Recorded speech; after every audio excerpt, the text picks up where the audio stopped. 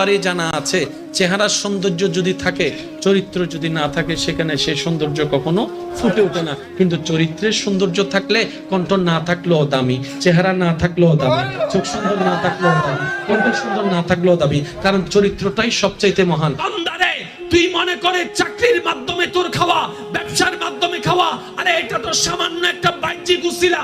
মনে রাখিস, শুনে রাখিস, জেনে রাখিস, ঈমান দিয়ে বিশ্বাস করিস, খাওয়ানেওয়ালা আমি রব্বুল আলামিন।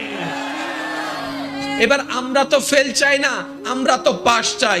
আমরা তো চাকরি হারাতে চাই না, আমরা তো চাকরি পেতে চাই। আমরা তো টাকা হারাতে চাই না, আমরা তো টাকা জমাতে চাই। আমরা তো জায়গা হারাতে চাই না, আমরা তো জায়গা অর্জন করতে চাই। আমরা তো লসের কাটায় থাকতে চাই না, সব সময় বেনিফিটের লাভের জায়গায় থাকতে চাই। এবার যখন কোন মুসলমান এই কথা মাথায় এবং মনে বসাই ফেলবে, ভবিষ্যৎ ইজ ইকুয়াল টু ইনশাআল্লাহ। ইনশাআল্লাহ মানে আল্লাহ চাওয়া। কোন আল্লাহ? যিনি অতীত জানেন, বর্তমান জানেন, ভবিষ্যৎ জানেন। কোন আল্লাহ? যিনি বান্দার জন্য কখন কি ভালো সেটা জানেন। কোন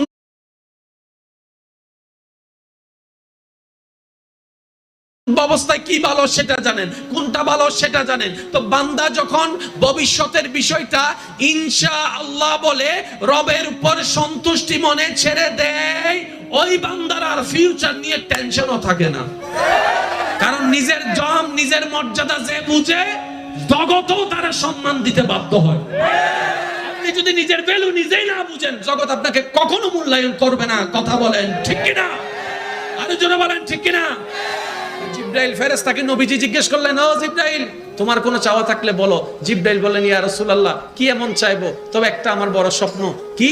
বলে যে আপনার উম্মত আল্লাহ থেকে একটা অনুমতি এনে দিবেন। আপনার উম্মত যখন হাসরের ময়দানে পুলসিরাত যখন পার হবে, পুলসিরাত যখন পার হবে, পুলসিরাত যখন পার হয়ে জান্নাতের দিকে যাবে, তখন আল্লাহ থেকে একটু অনুমতি এনে দিবেন। আল্লাহ আমাকে যতগুলা পাখনা দিয়েছেন, সব পাখনা সবসময় ব্যবহার করার আমি সুযোগ পাই নাই। একটা দিয়ে কাজ সেরে যেত প্রায় সময়, এই বাকি পাখনাগুলা অহেতুক বসে আছে। আপনার উম্মত যখন পুলসিরাত পার হয়ে জান্নাতের দিকে যাবে, আল্লাহর কাছে একটা ফরিয়াদ, আমি জিবরাইল আমার সমস্ত পাখনাগুলা বিছাই দিব, আমার পাখনার উপর হেঁটে হেঁটে আপনার উম্মতেরা যেন জান্নাত।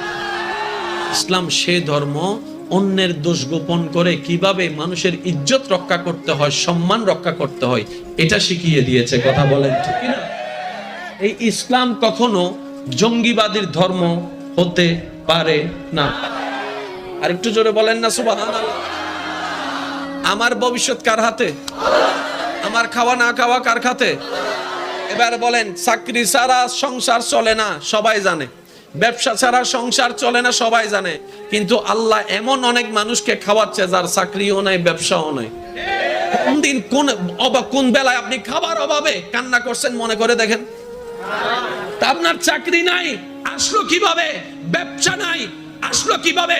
রব্বে করিম বলে, ওয়ায়ারযুকুহু মিন হাইসু লা ইয়াহতাসিব।